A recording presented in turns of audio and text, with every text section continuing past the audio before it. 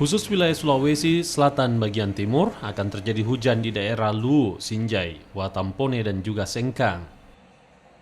Sementara Sulawesi Selatan bagian utara, hujan akan terjadi di Luwu Timur, Luwu Utara, dan juga kota Palopo. Sementara itu di Konawe dan juga Kendari, Sulawesi Tenggara, hujan terjadi dengan intensitas ringan dan tinggi. Selain itu, gelombang tinggi juga akan terjadi di perairan Sulawesi Selatan yang berkisar hingga 2,5 meter dan di perairan Laut Flores dengan ketinggian hingga 4 meter. Dengan kecepatan angin mencapai 40 hingga 50 meter per jam sehingga membahayakan bagi kapal kecil khususnya nelayan.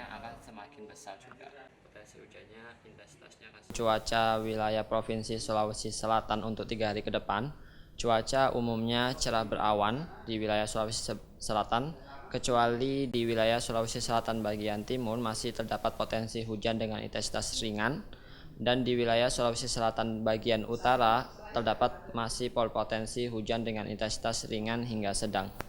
Potensi pertumbuhan awan di Teluk Bone bagian utara